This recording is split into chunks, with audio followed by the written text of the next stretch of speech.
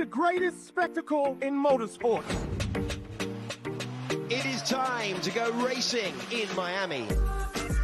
Welcome to the Miami Grand Prix, America's Monaco. No, this race doesn't streak through the streets of Miami Beach like they do in Monte Carlo. There aren't multi-million-dollar yachts floating nearby.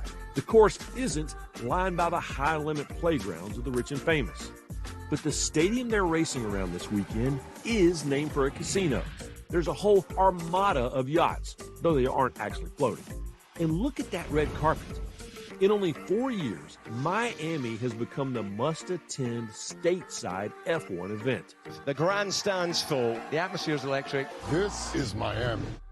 Besides, what screams USA more than race cars at an NFL venue? This precious pigskin plot of land, once powered by the aerobatics of Dan Marino, is now home to 1,000 horsepower aerodynamic wonders. The Miami Grand Prix is underway. The true allure of Monaco has never been the racing. It's the fancy tailgate and sailgating. Well, the Miami Grand Prix runs through parking lots that are packed with tailgaters in the fall. The very place where Cam Ward became the top pick of the draft has McLaren's, Red Bulls, and Ferraris actually drafted, and most definitely tailgated as they gobble up nearly 3.5 miles and 19 turns in 90 seconds. It's a furious action. What a race. South of France? No, south of Florida. So slather on that SPF, grab a mojito, and let's go racing.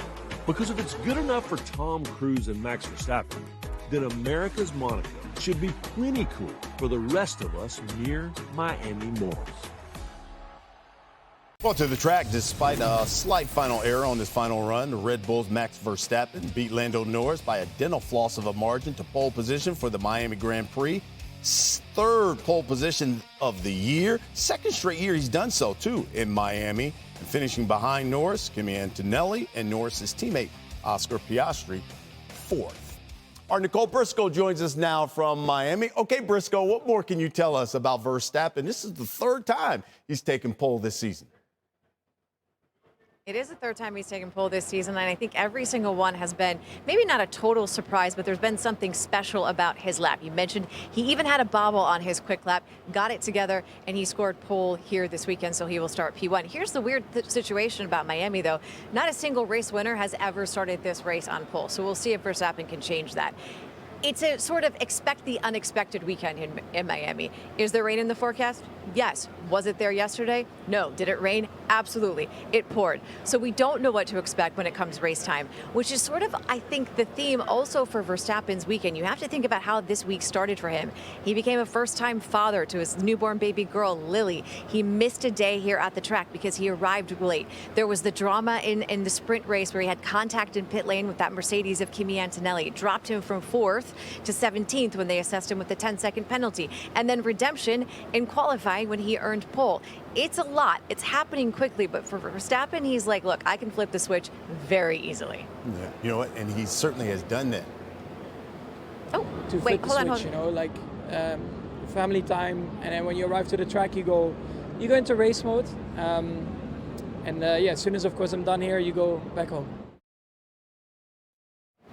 So honestly, we had to bring you over here into the Lego area because, Brian, this is... I'm a bit of a Lego nerd. I love doing Legos, but this is one of the coolest things I have ever seen.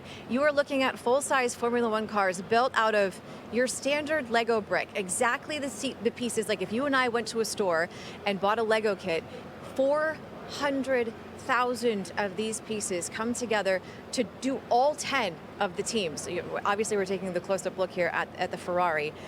Full size, some 2,000 hours to put these cars together.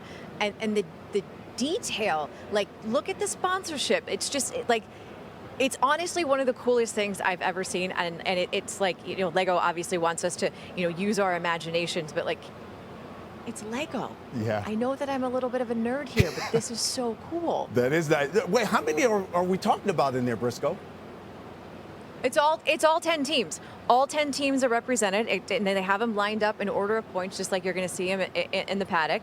And every single one of them is done to perfection, down to their sponsors. It's truly incredible. Yeah, that's hot. I love that. By the way, Verstappen trying to win his second race of the season. And you can see coverage begins 2:30 Eastern, the Grand Prix Sunday, and the race starts 4 Eastern on ABC, ESPN Deportes, ESPN Plus. Thank you, Briscoe.